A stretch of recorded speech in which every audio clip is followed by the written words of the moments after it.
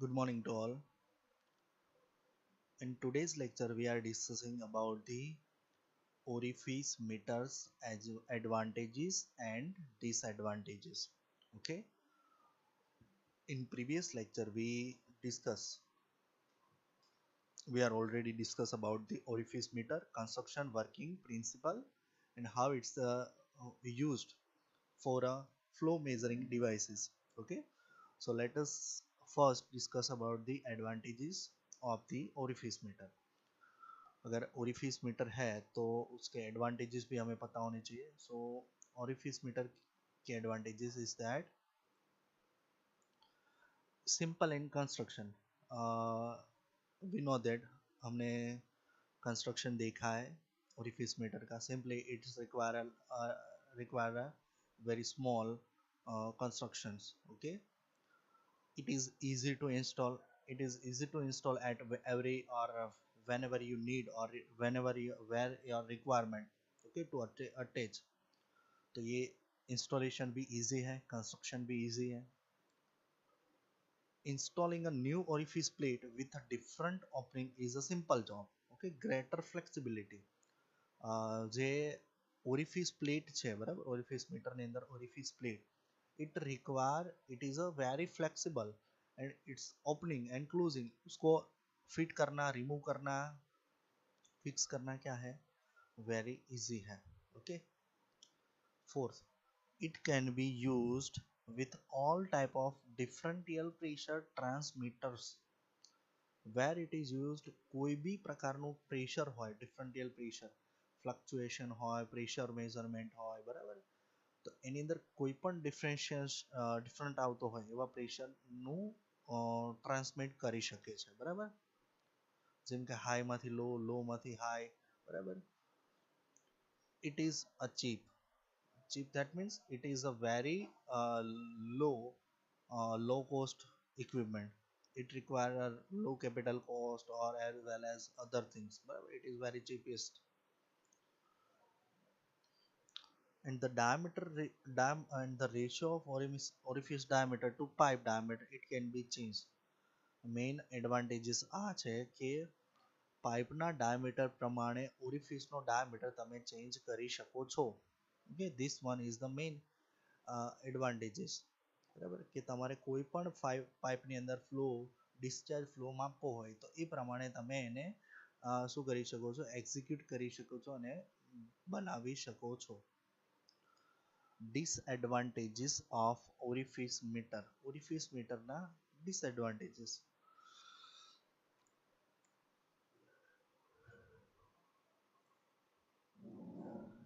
First, sustainable loss of pressure over the instrument and thus the pressure recovery is poor. The pressure recovery, it should be very poor because of where we are using a orifice plate where the pressure it should be reduced. So pressure recovery should be very poor. It considerable power loss because of the pressure reduced. So exactly due to the pressure loss, the it considered to the power losses. Okay, the power losses problems are occurs at that point. Third one, it cannot be used for a slurry and that may clog the orifice opening. Simply said that it is not used where the flowing fluid is the slurries or heavy viscous liquid. So where it is not used because of which is causing the cloth or blockage problem due to the heavy viscosities. Okay. For accurate reading, it requires certain a straight run of a pipe without any pipe fitting or a valve on a both side of the meter. હવે accurate reading મેળવવા માટે તમારે માત્ર ને માત્ર શું કરવું પડશે, સ્ટ્રેટ પાઇપ રાખવી પડશે બરાબર, બંને બાજુ વિધાઉટ જોઈન્ટ કર્યા વગર. જેમ કે વાલ્વ અને કોઈ પણ પ્રકારના વાલ્વ અથવા મીટરને જોઈન્ટ કર્યા વગર પાઇપને સ્ટ્રેટ ફોર્મમાં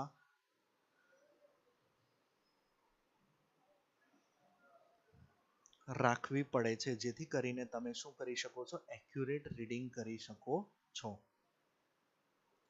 So these are the advantages and disadvantages of orifice meter. Next topic is that pitot tube.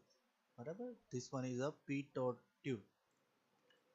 So let us see the principal construction figure, where it is used, advantages, disadvantages of pitot tube.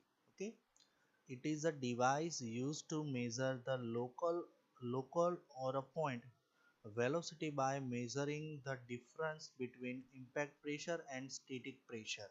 Okay, so before we understanding the pitot tube working, let us see the difference of what is the impact pressure, static pressure. Okay, so it is, so difference between static pressure, dynamic pressure and impact pressures. Okay, so let us see the first from the figure. ફિગરમાં જોઈએ પ્રમાણે આ છે પાઇપની અંદર flow છે, બરાબર. તો એ પાઇપની અંદર જે ફ્લો થતો હોય છે ને, આ રીતે મેઝર થાય છે. પેલું કે જે ઇમ્પેક્ટ પ્રેશર છે ને, આ રીતે મેઝર કરવામાં, કે જે એની રચના તમે જોઈ શકો છો કે આમાંથી પાઇપની અંદર ફ્લો થાય છે. અને સિમ્પલ સ્ટેટિક પ્રેશર શું કરે છે, જે પાઇપમાંથી પ્રેશર આવતું હોય છે ને, ડાયરેક્ટ મેઝર કરી લે. બટ ઇમ્પેક્ટ પ્રેશર મેઝર કરવા માટે અંદર સુધી એનું કન્સ્ટ્રક્શન અલગ હોય છે, આપણે જોઈ શકીએ છીએ, બરાબર. નાવ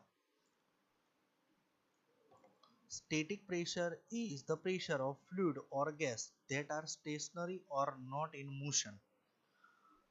સ્ટેટિક પ્રેશર છે એ શું છે કે એવું પ્રેશર છે કે જે પ્રેશર શું છે, લિક્વિડ અથવા ગેસનું પ્રેશર છે, બટ કેવું છે, સ્ટેશનરી છે અને એ મોશનમાં હોતું નથી, એટલે કે ઇનિશિયલ કન્ડિશનમાં હોય છે. ડાયનેમિક પ્રેશર શું છે?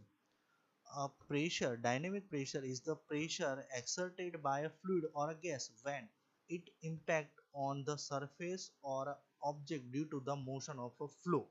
બરાબર, તો in figure આપણે જોઈએ, the dynamic pressure is B minus B to A.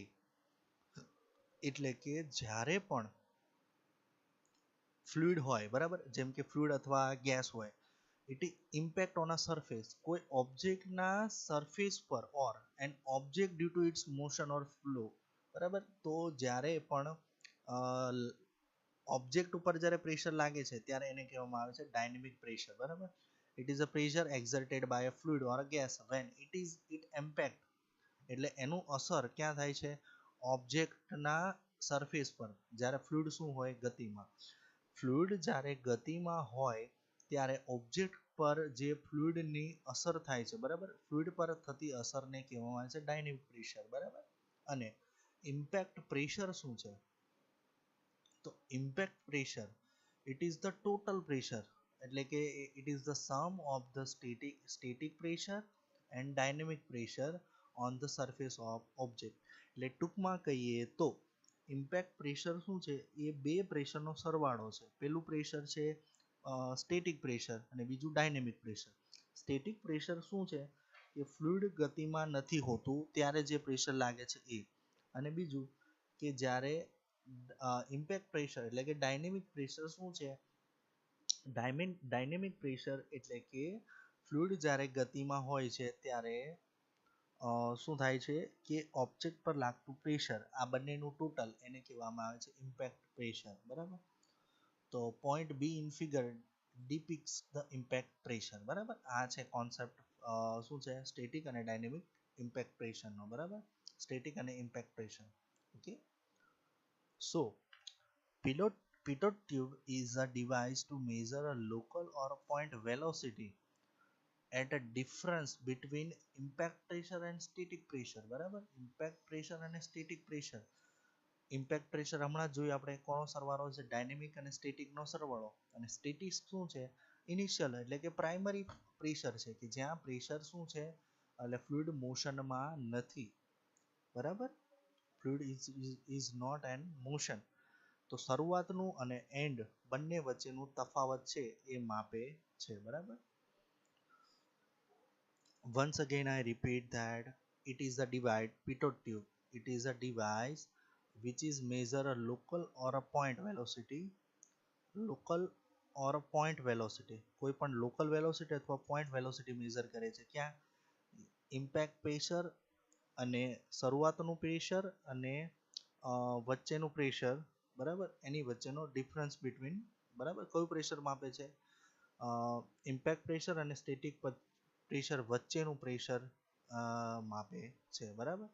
તો હવે આપણે અત્યારે પહેલા શું જોયું, વેન્ચુરીમીટર, જે શું કરે છે, પાઇપની અંદરનું પ્રેશર માપે છે. પછી વેન્ચુરીમીટર, બરાબર, એની પછી ઓરિફિસ મીટર જોયું. ઓરિફિસ મીટર ક્યાં હોય, તો કે ફ્લુઇડના ડિસ્ચાર્જ હેડ ઉપર, અને ડિસ્ચાર્જ હેડ, બરાબર, અને પછી વચ્ચેનું પ્રેશર આપણે માપવા માટે શું જોઈએ છે, તો કે પિટોટ ટ્યુબ, બરાબર. Okay, so Pitot tube is a measuring device where જો એન્ટરિંગ પ્રેશર અને ફાઇનલ પ્રેશર જે છે, બરાબર, એની વચ્ચેનું પ્રેશર આપણે માપવાનું છે, તો એ પ્રેશરને પિટોટ ટ્યુબ દ્વારા માપી શકાય છે. The orifice meter and the venturi meter measure the average velocity of entire flow stream, where the pitot tube measure the velocity at one point only. Okay, so this one is a big difference between them two measuring equipments.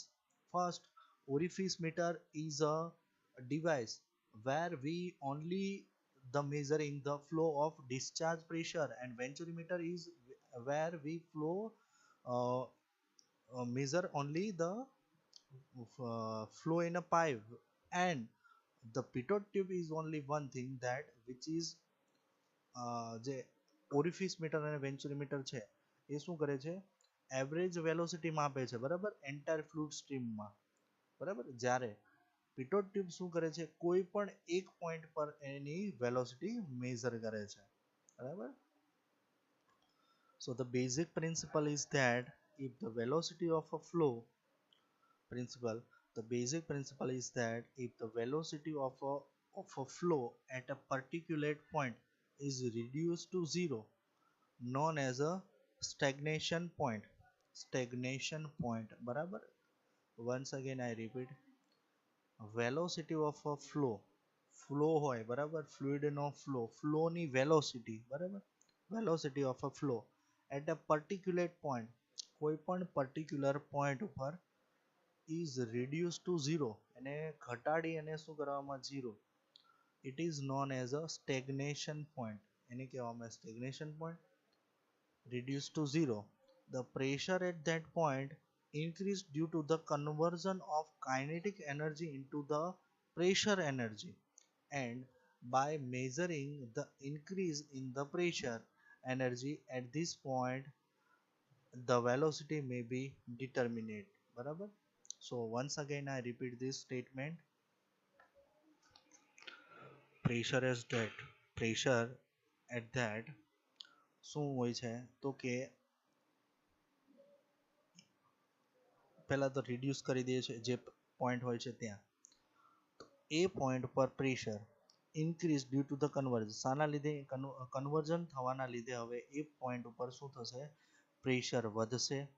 તો એમાં શું થશે, kinetic એનર્જીનું conversion થશે pressure એનર્જીમાં, બરાબર, kinetic એનર્જીને pressure એનર્જીમાં કન્વર્ટ થાય છે. And by measuring increase the pressure energy, અને આ જે પ્રેશર એનર્જીને જે મેઝર કરવાની હોય છે, બરાબર, ક્યાં, તો કે એટ ધેટ પર્ટિક્યુલર પોઈન્ટ ઉપર વેલોસિટી મે બી ડિટર્મિનેડ, અને એ પોઈન્ટ ઉપર શું કરે છે, એ વેલોસિટીને ફાઇન્ડ કરે છે, બરાબર.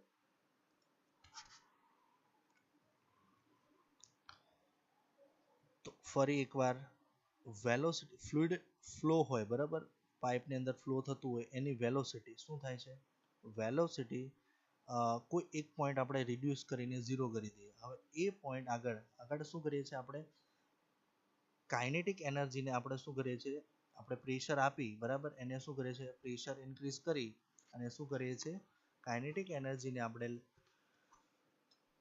પ્રેશર એનર્જીમાં કન્વર્ટ કરીએ છીએ, બરાબર. અને પ્રેશર એનર્જીની અંદર કન્વર્ટ કર્યા પછી જે ઝીરોથી, એટલે કે જે આપણે ઝીરો કરી નાખ્યું પ્રેશર, ત્યાંથી લઈને જેટલું વધ્યું છે એ પોઈન્ટ ઉપર આપણે શું મેજર કરીએ છીએ, એનર્જી, પ્રેશર એનર્જી, ઓકે, આ પોઈન્ટ ઉપર, અને વેલોસિટી આપણે ડિટરમાઇન્ડ કરીએ છીએ.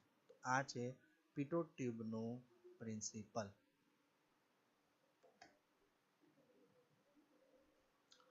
And the next pytonium, overall pressure loss or all these thing, advantages, disadvantages, construction, we can see in next lecture.